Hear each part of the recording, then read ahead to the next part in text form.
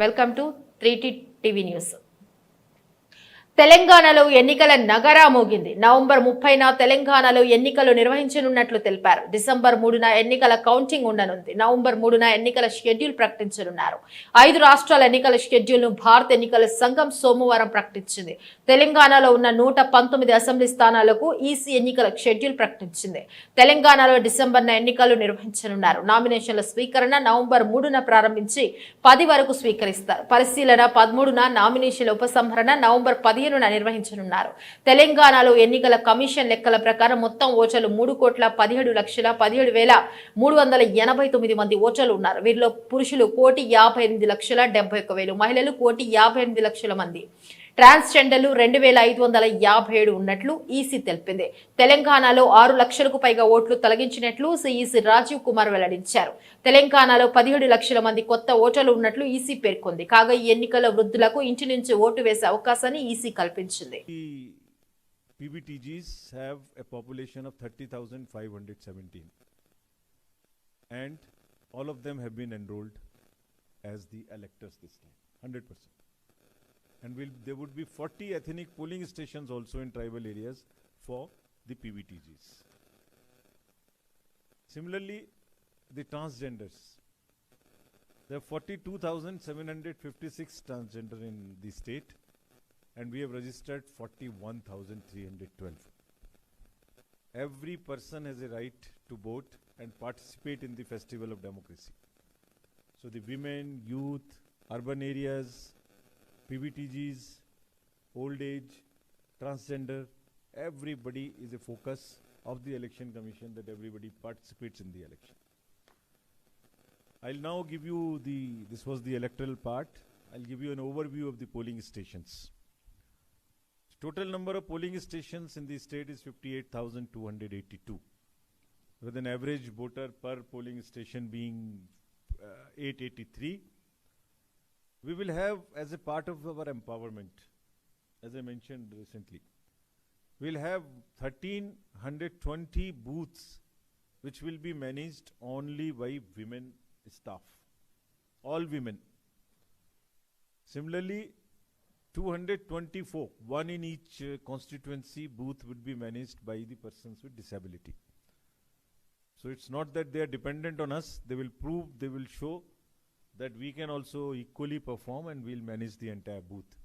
This is our small tribute to them to show and make them empowered.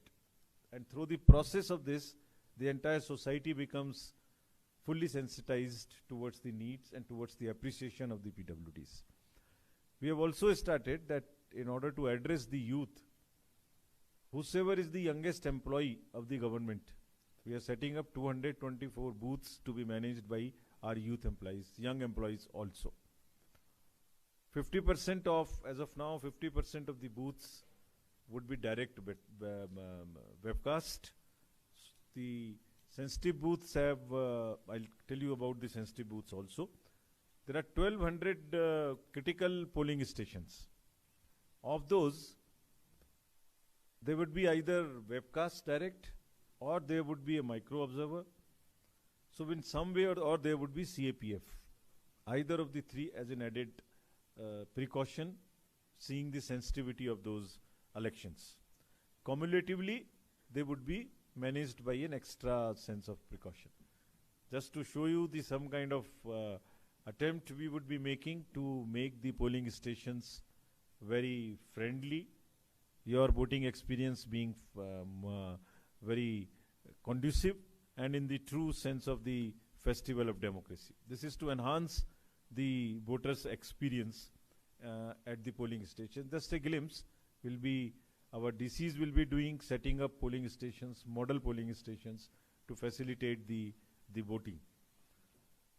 As regards the assured minimum facilities, each polling station would have facilities of drinking water, electricity, ramp and toilet. And since it would be heat time also, they would also have shades. Commission has also started a new, is taking an endeavor, we are taking it on ourselves again, to say that the infrastructure in the schools should not be of temporary nature. You see, this is a wasteful expenditure that every time election comes and in the schools we create temporary infrastructure. So we are emphasizing that now the infrastructure in the schools would be permanent. And we are hopeful that in Karnataka, the infrastructure in terms of drinking water, electricity, ramp, toilet would be of a permanent nature in all these schools. So that's a kind of a gift of the election to the schools, to the students. They have separate toilets, boys and girls. They have ramp. PWD students have ramp. 13 to 57% in 2018. So we are confident that with the help of you all, you will also help us in spreading this message to the urban areas, including yourself, all of you. So this is the trend which we witnessed in the last recently held elections also. We saw it in Shimla, we saw it in areas in Rajkot. So we are constantly bringing it to the notice and to the fore as a discussion point amongst the youth and amongst the urban areas to sensitize them that it is their duty and it is in their interest that they participate in the elections. So I'm sure that you would convey this message of ours to this slide. We are keeping it a little longer so that you can absorb it and get it absorbed further. It's India's IT hub, and actually the IT hub of the world now.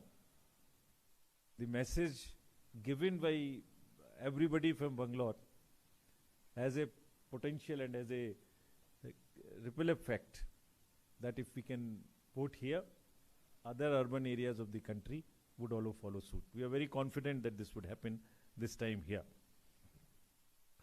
We yesterday met large number of CEOs, university vice chancellors, professors, students, and we really saw a kind of enthusiasm in them. That yes, they have not been exposed